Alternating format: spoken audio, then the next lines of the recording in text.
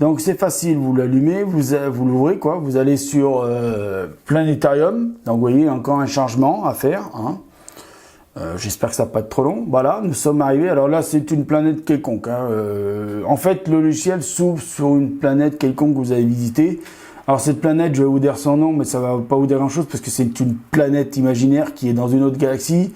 C'est qui est dans une galaxie. On ne sait pas si elle est dans une galaxie. Je vous dis, c'est vraiment basé sur un jeu, hein, le logiciel. Hein. Ne prenez pas tout argent comptant ce que je vous dis là maintenant. Hein. Mais vous verrez, le logiciel, il est gigantesque. Hein. Vous pouvez aller visiter des quantités énormes de galaxies déjà pour commencer, et des quantités énormes d'étoiles et des quantités énormes de planètes. Ça s'arrête jamais. Donc voilà.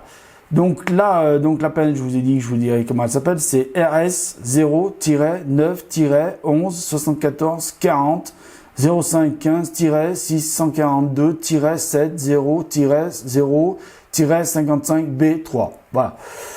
Juste histoire de vous faire marrer, ça va pas vous, ça va pas vous servir à grand chose.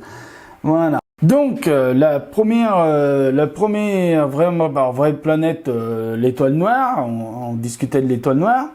Ce serait basé. Alors c'est pas vraiment sur une planète que ça a été basé, même pas sur une planète du tout. C'est sur un corps rocheux qui s'appelle Mimas. Alors je vais vous taper Mimas, hein, on va le taper là. Alors comme d'habitude, si je tape doucement, c'est parce que voilà. Alors Mimas, c'est un satellite de Saturne, comme vous pouvez le voir. Donc on va aller le rejoindre. Alors voilà, ça bouge, vous voyez des étoiles, paf, qui bougent, machin, et voilà Mimas.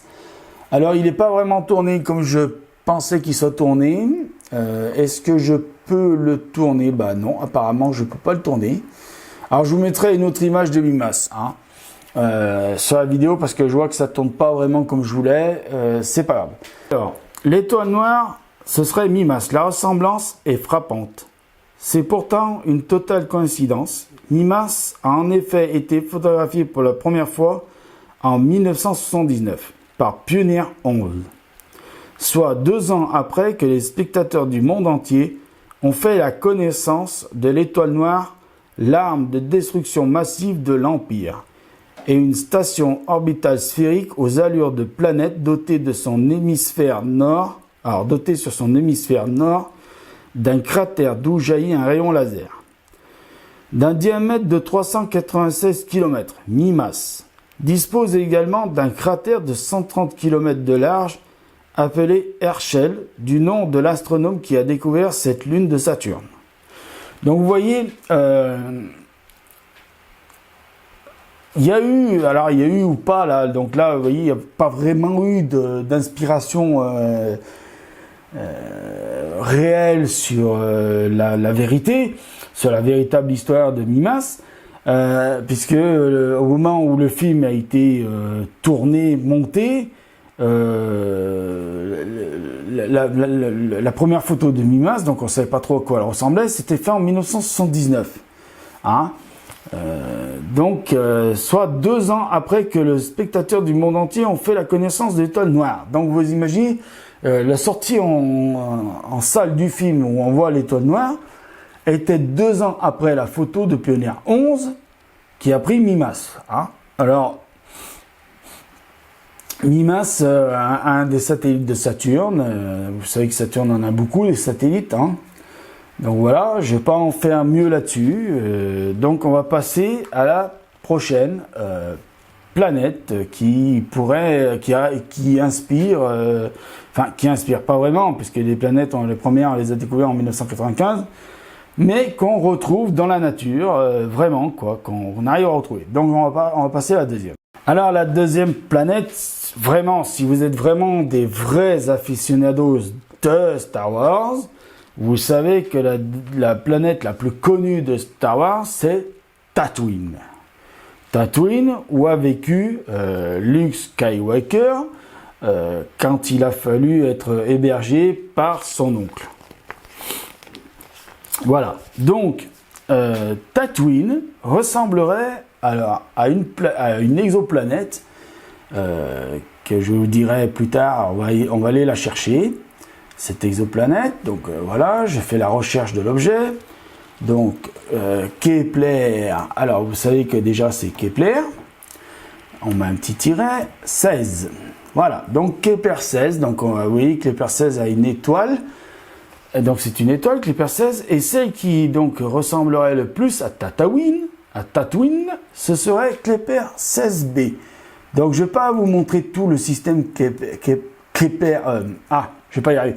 Kepler 16b, 16, parce que vous voyez, il y a deux étoiles, donc c'est une étoile binaire, hein, A et B, donc grand A, grand B, et la planète Kepler 16b qu'on va aller rejoindre. Alors j'espère qu'on aura une meilleure image, une meilleure position de la planète. Donc voilà, on y arrive vite. Alors vous voyez, on y arrive très vite. Alors voilà. Alors elle y ressemble, oui et non, parce que vous voyez là l'image, ils vous montrent que c'est une géante. Ils vous font plus voir que c'est une géante de gaz froide, ils disent. Donc alors le jeu apparemment est quand même basé sur les exoplanètes comme celle-ci Kepler 16b est quand même basé sur les données scientifiques. Donc vous voyez, alors pourquoi on dit qu'elle ressemble plus à Tatooine, c'est parce qu'elle a elle tourne autour de deux soleils. D'accord? Donc Tatooine, Kepler 16b, le jeune Luke Skywalker, pensif devant le coucher de deux soleils de Tatooine, une des images iconiques de Star Wars. Pareil spectacle est-il possible depuis Kepler 16? Cette exoplanète a été découverte en 2011. Elle est située à 200 années-lumière de la Terre et tourne autour de deux étoiles en 229 jours. Hélas, avec des températures allant de moins 75 degrés à moins 101 degrés, la vie ne peut s'y développer. Donc vous voyez là, l'information que je prends, je ne vous le cache pas, l'information je l'ai relevée sur Science et Avenir qui fait un article que je vous conseillerais d'aller voir, qui fait un hors-série surtout, que je vous conseille d'aller voir, c'est les mythes et légendes, hors-série de Science et Avenir. Alors j'espère que Science et Avenir ne va pas me porter plainte contre moi, parce que voilà, mais bon, je prends un petit peu leur article pour faire des vidéos sur ma chaîne, c'est juste un article qui m'intéressait et je voulais vous transmettre, voilà. Donc voilà pour Tatooine, je ne fais pas plus long là-dessus, voilà, je vous laisse un petit peu avec Tatooine. Donc maintenant nous allons parler d'une autre planète que vous connaissez, c'est la planète Hoth. Vous savez, la fameuse planète des glaces, où il y a Luke Skywalker qui va sauver Han Solo avec un bata, je me rappelle plus comment il s'appelle l'animal. Fait très longtemps que je les ai pas regardés. Voilà, donc cette planète, elle existerait vraiment en fait dans le bestiaire des exoplanètes. Et elle s'appellerait Ogle-2016-BLG-1195 LB. Alors, je vais essayer de voir. Alors, normalement, le logiciel, il l'a. Normalement, il l'a. Parce que, alors, il faut bien comprendre une chose, le logiciel n'a pas toujours toutes les exoplanètes. Il y a eu peut-être des petits manquements au devoir, donc Ogle.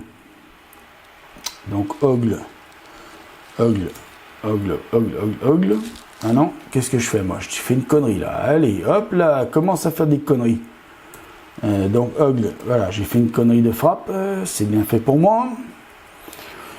J'avais qu'à apprendre à frapper. Donc ça va être un peu long parce que là, il y a quand même pas mal d'informations à donner à l'ordinateur. Donc voilà, 2016, BLG. Alors BLG, c'est tout en majuscule. BLG. Alors je sais pas s'il va l'avoir, je vous promets rien. Donc donc 11,95.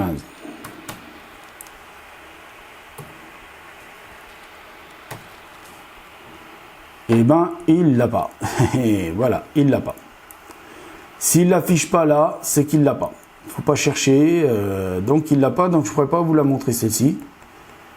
Donc alors c'est pas qu'elle n'existe pas. Je Je mettrai en route un autre logiciel après pour vous montrer les planètes que j'ai pas pu vous montrer là. Ok?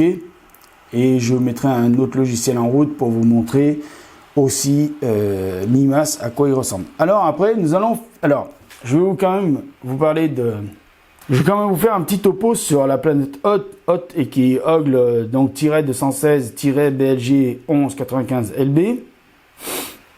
Cette exoplanète est située à la même distance de son étoile que la Terre l'est du Soleil. Mais l'astre autour duquel elle orbite, Ogle, est beaucoup moins lumineux et ne reçoit donc que très peu d'énergie. Ce qui fait de cette boule de glace Ce qui fait de cette boule de glace une digne cousine de Hoth, la planète des neiges, et du blizzard où Luke et ses amis se cachent au début de l'Empire contre-attaque. Hein? Donc voilà. Et donc maintenant, nous allons aller sur une autre exoplanète. Et vous verrez qu'on en terminera avec celle-ci. Donc voilà, la prochaine planète qu'on va parler, qui est dans Star Wars et que vous connaissez tous, et que vous la connaissez tous par cœur, c'est Mustafar. Alors, Mustafar, en réalité, elle existerait sous le nom de Koro-7b. Hein? Donc, on va aller la chercher. Et celle-ci, j'en suis sûr de pouvoir vous la montrer avec ce logiciel. Parce que Koro, alors, Koro,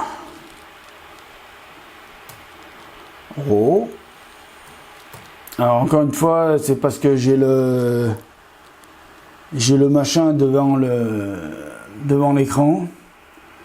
Je suis désolé, je n'ai pas trouvé de solution. Alors là, la voilà Koro-7b et nous allons aller la rejoindre. Donc voilà, vous entendez l'engin souffler, c'est normal. C'est parce qu'il lui faut beaucoup de machin. Alors voilà Koro-7b.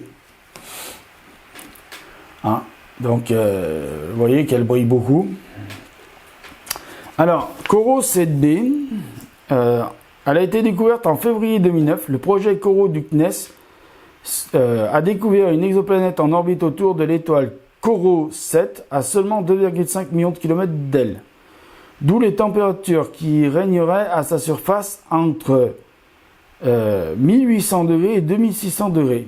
Elle pourrait donc être couverte de lave en fusion, comme la planète Mustafar de la Revanche des Sith, où s'affrontent Obi-Wan Kenobi et Anakin Skywalker, acquis au côté obscur de la Force. Oh, c'est un vilain, lui. Ouh, c'est un vilain. Pas beau celui-là. Bon, alors mes amis astronomes, je vais finir avec ça. Je vais quand même vous mettre un autre logiciel en route. Alors ça, c'est Space Engine. Hein. Je vais vous en mettre un autre qui s'appelle Starry Night Pro. Alors, pourquoi je vous parle de Space Engine? Parce que celui-là, il est gratuit, téléchargement gratuit. Stellarium, je vous en ai parlé parce qu'il est gratuit. NASA, yes, machin là, je vous en ai parlé parce qu'il est gratuit. Par contre, celui-là, Starry Night Pro plus 7, je vous en parle pas trop parce que vous avez déjà des petits budgets pour acheter des télescopes et je dis pas ça en vous manquant de respect. Donc voilà, petit problème technique dont je recommence. Donc voilà, je vais vous parler d'un logiciel. Alors je vais ouvrir un autre logiciel là, à la suite de Space Engine. Alors Space Engine, je vous en parle parce qu'il est gratuit au téléchargement. Alors ça prend un peu de temps si vous n'avez pas une très bonne connexion parce qu'il fait plus d'1 gigaoctet de téléchargement. Ça, je sais pas si je l'avais dit avant que je me rende compte que ma carte que j'étais en train d'utiliser était pleine. Donc il a fallu que j'en mette une autre. Donc on était en train de parler de Starry Night Pro Plus. Alors je vous ai parlé de Stellarium parce qu'il est gratuit. Je vous ai parlé de NASA Yes parce qu'il est gratuit. Là, Starry Night Pro, je vous en parlerai pas plus que ça. Parce que faut savoir que c'est un logiciel qui coûte plus de 300 € dans la configuration qu'il est. Voilà. Alors il y a des versions beaucoup moins chères. Donc voilà, alors je vous en parle pas mieux. Alors c'est un logiciel planétarium qui peut voir donc les systèmes solaires. On peut aller voir les galaxies, les étoiles, et puis on peut aller voir les exoplanètes. Je vous montrerai après. Donc là, je vous avais promis que je vous montrerai Mimas en meilleure posture que sur l'autre logiciel Spice Engine, pour vous montrer, surtout, plus pour vous montrer le cratère. Sur Mimas qui inspire les astronomes sur le fait de dire, bah voilà, l'étoile noire, ce serait inspiré, on pourrait s'inspirer de Mimas pour l'étoile noire. Donc je vais la rapprocher. Voilà, je vais vous le cadre. Ouais, top papa, fais pas des conneries toi. Voilà, je vais vous le cadrer comme ça et je vais vous le rapprocher. Voilà, si le fameux satellite, le fameux cratère plutôt, oui, satellite Mimas de Saturne, mais le fameux cratère qui dit que les astronomes disent, ah bah tiens, ça ressemble à l'étoile de la mort. Voilà. C'est ce fameux cratère. Donc maintenant, nous allons aller chercher les exoplanètes. Donc maintenant, nous allons aller chercher les fameuses exoplanètes qui sont décrites dans le truc que je vous disais, là, dans l'article que je vous disais. Donc l'article, c'est les vraies planètes de Star Wars. Donc on va aller voir. Alors là, normalement, Kepler 16, je dois l'avoir. Hein. Alors. Ouais, je vais taper directement parce que on peut aller chercher. Alors voilà, Kepler, donc tiret 16 A. Oh. Bizarre ça, ce que tu me dis là. Alors le logiciel, il est en train de me dire qu'il l'aurait pas celle-ci. Oh, c'est bizarre ça. Tu l'as pas celle-ci, c'est bizarre ça, mon petit. Ça va pas se la jouer comme ça. Normalement, tu devrais l'avoir. Celle-ci, c'est une planète qui est depuis longtemps connue. T'es en train de me faire faux bond devant mes amis abonnés. Ça me plaît pas, ça, mon petit. Ça me plaît pas du tout. Alors, elles sont où les Kepler là? Elles sont aux abonnés absentes. Ah, tiens, où tu l'autre. Alors, elle s'appellerait comme ça ici. C'est bizarre ça. Je vais aller voir dans les listes Kepler. Les voilà, Kepler. Eh ben, qu'est-ce que tu me racontes, toi? La voici. On va aller la voir. Alors, il me dit qu'il l'a pas et puis il l'a.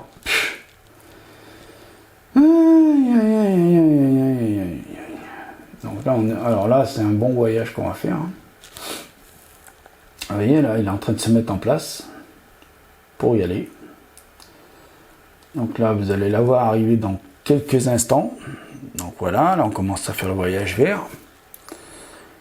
Tac, et normalement, elle devrait arriver dans pas longtemps.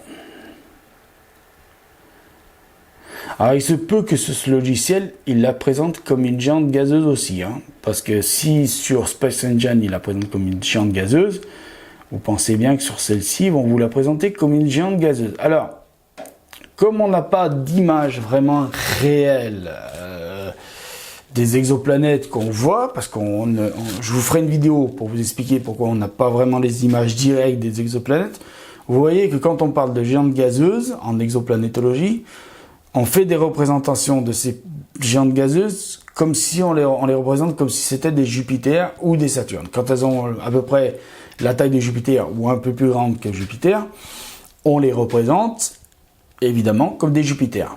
Donc voilà, mais pas tout à fait, parce que vous voyez là, il y a deux grosses taches et si vous faites attention, là il y en a une autre qui va sortir de l'ombre. Voilà, donc ça c'est pour Kepler 11. Maintenant, on va aller voir l'autre planète. Alors là, c'est Ogle. Alors les Ogles, normalement, on doit en avoir des Ogles. C'est obligé, c'est obligatoirement obligé. Si on l'a pas, eh ben tant pis. Cette fois, je pourrai rien pour vous. Normalement, on doit en avoir des Ogles. Hein. Donc là, je cherche dans la liste. Hein. Ça va être un peu long, mais c'est pas grave. Tant pis, vous aimez bien quand je fais des vidéos longues. De toute façon, celle-ci, je vais pas la mettre bientôt, je vais la mettre en fin juillet, cette vidéo, parce que j'ai d'autres vidéos à vous mettre avant. Donc voilà. Et ben il y a toute une ribambelle de Kepler. Hein. S'il n'y a pas de Kepler,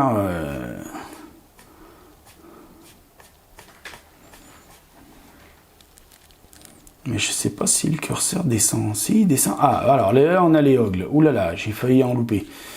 Donc, Ogle 2016. Donc, il faut déjà trouver les 2016. Donc là, j'ai une 2016. Alors, le problème, c'est que, vous voyez, on n'a pas toute l'information parce qu'il faut agrandir un peu la fenêtre. Donc, 2016. Ben, j'en ai qu'une 2016, donc j'ai pas la bonne. Et...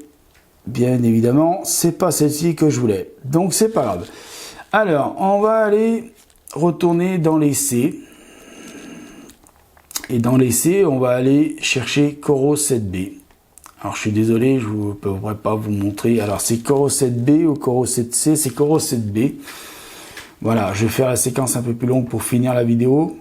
Donc, on va aller voir Coro 7B. Alors, en même temps qu'on va voir qu'on part sur Coro 7B, je vais vous commencer à vous dire au revoir, je vais commencer à vous dire merci de regarder ma chaîne, de regarder mes vidéos, d'aller soutenir les petits camarades astronomes, c'est-à-dire Astro, ou Astro, non c'est Astro Apt, mais je remettrai de toute façon les liens en bas dans la description, Astro Apt, donc il faut aller le soutenir.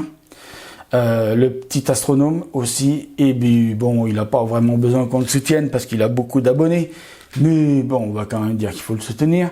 Astronogeek, de la chaîne Astronogeek tenue par Arnaud Thierry. Arnaud Thierry, il a une deuxième chaîne aussi qui s'appelle le Studio de Poche, qui parle plus de photos. Voilà. Donc, mais voilà, voici Coro 7B. Alors, je vais essayer de vous en montrer un peu plus de Coro 7B. Voilà, est-ce qu'on peut aller atterrir dessus? Ouais, on peut aller atterrir dessus. Allez, on va atterrir sur une exoplanète. Voilà. Donc là, on atterrit en fait sur Mustafar. Donc on va cramer, mais c'est pas grave. Voilà, on peut atterrir sur une exoplanète. Voilà. C'est possible hein, sur ce logiciel. On peut, alors, ne vous fiez pas à ce que vous voyez. C'est pas du tout ça. Hein. C'est juste qu'ils ont fait un paysage quelconque comme ça. Je pense pas que sur Coro 7B, on va centrer le soleil de Coro 7B. C'est pas ça que je voulais, c'est ça que je voulais. Je pense pas que sur Coro 7B avec le soleil, alors on va le centrer. On va centrer le soleil, je vais enlever ça. Voilà, le soleil, vous voyez à quelle distance il est. Donc il est très gros dans le ciel, donc il fait très chaud. Donc il ne faut pas vous fier à l'image. Hein. L'image, c'est juste histoire de dire, voilà, on a fait un petit paysage comme ça, mais c'est pas du tout ça. Hein. Normalement, elle doit être remplie de lave et tout bastin. Donc voilà. Alors, il est intéressant quand même ce logiciel parce qu'on peut se faire une idée et voir surtout les distances entre la planète et l'étoile. Ce que là, on atterrit sur la planète, c'est facultatif. Hein. Ça sert pas à grand chose. Voilà.